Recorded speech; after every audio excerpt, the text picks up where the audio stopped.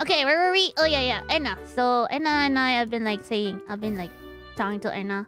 It's like saying like, yo, Babu, I'm so proud of you. Like people finally found out that you're giving your all, and people saw that you're charming and you're really, really funny, and I'm so happy that you're getting a lot of love from a lot of people, and a lot of people have been noticing that you're talented and stuff.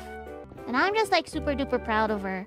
And she's a little bit worried about stuff like, oh yeah, I'm just gonna like just being not able to produce content for a lot of people, because 3 weeks is a long time. But I definitely assured her like, these people will definitely come back when you come back home. So like, don't worry about them. They will not leave you.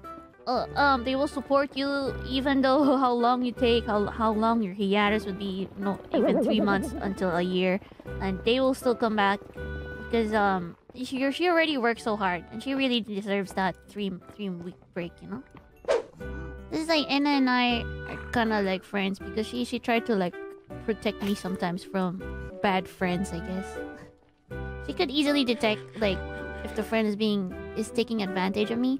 I don't know about you guys. I'm kind of dumb. I'm kind of dumb when it comes to friendships. I just think like every person are good people. all people are good. Back then, I'm often taken advantage by a lot of people. And so Enna's like the type of person who would be like, okay, Babu, this person, you're in a toxic relationship right now, so you gotta cut off. I remember there's this one time. This was a few years back when Enna and I are working minimum wage. I had this commission. I did this commission, right? I did this commission. It's like a PV commission, and we settled on the price for $90, I think. And so what happened was we already agreed on the set price that we're gonna have like I think it was $90. And then after the final product was finished, the artist suddenly said, "Oh, you know what? I put tons of effort in this project.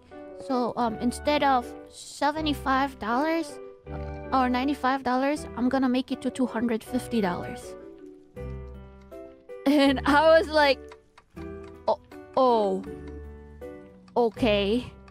And I was like, "Oh, okay. This is okay, fine." And you know, working in a minimum wage, that is one full week of food, right? So I told Enna about it. I was like, it's okay, it's fine. I'll pay for it. And she was like really upset about me.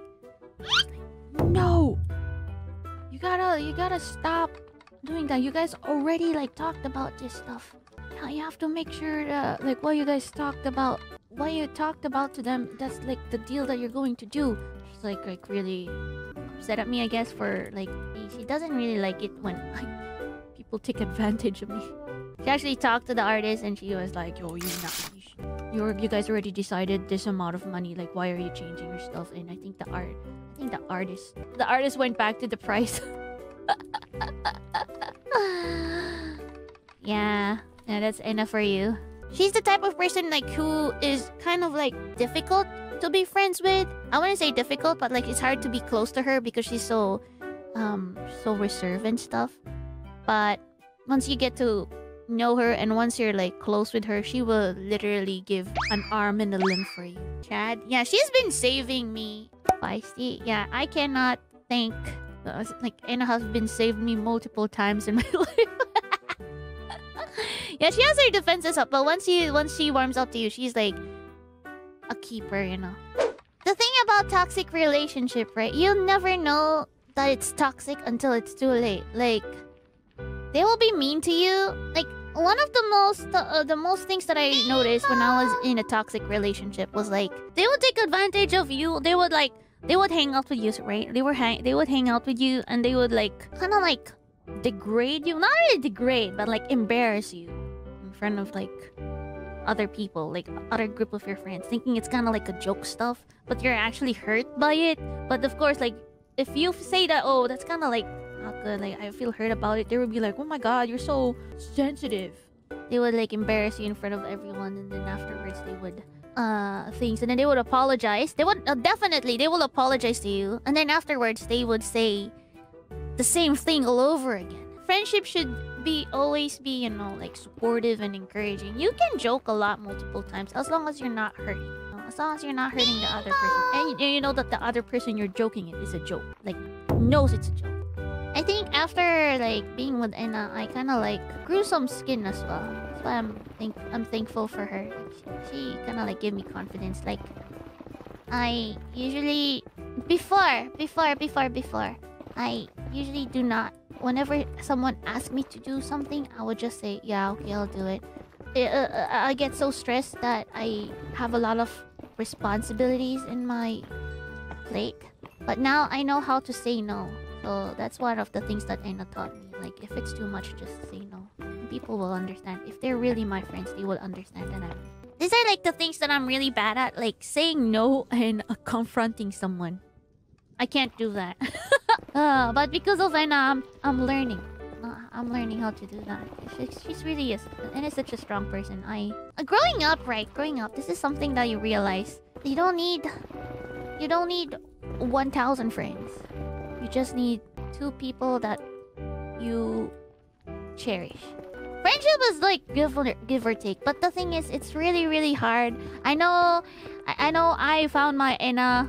Like, I found my best friend, but like, what are the odds of finding a friend like that, though? Okay, guys, do you think Enna will stick around me if I'm not nice? Think about it. I think the reason why Enna and I have been friends for a really long time is because we communicate to each other. If we don't like anything, we call each other out. We can really tell our thoughts, like what we don't like about each other. You know, our friendship is not like beautiful. It's not just all flowers and rainbows and sparkles and unicorns. It's also like we had arguments too. We had a lot of arguments. It's not smooth sailing, is what I'm trying to say. It's not all smooth sailing. Like we had our arguments too. Like, last year we had this really, really, really bad argument with each other, that to the point that we almost like stopped talking. She messaged me. She sent me like this really long message, like, I don't think this friendship is gonna work anymore. And like after that, I started crying so hard. I started crying, and so I told her, can we call please? And I just started crying in front of her. I wrote this big ass speech about her. Like, you're like, I value our friendship so much, and you're the last person that I don't wanna like cut ties with, and I'd rather not do this. I'd rather I could quit this thing anytime. I could drop whatever I'm doing right now just to save our friendship. And then she just started crying, and she just told me everything that she felt the whole time. And like, that's like the most important thing, right? Like, if you wanna save friendship, you gotta communicate properly. So sweet. Ah, guys. My point is, it's not all like smooth sailing for us. Like, we had some fights and stuff. Save our future marriage? Yeah, I'm the type of person who would try to save a friendship as much as I can. And Enna's the type of person. That's why we kind of like synergize well. Oh my god, is this just like me complimenting Enna in a stream? But yeah, I'm gonna miss her. I mean, I'm gonna miss her, but I'm pretty sure she's gonna send me some cute photos of herself during her vacation, so... I told her like, Babu, I'm gonna miss you. And she's like, bitch, I'm still online. I'm gonna be on Twitter. I'm like, oh, okay. Never mind. When's the wedding?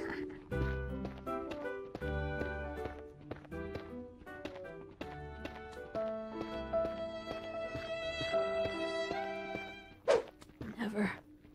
No wedding.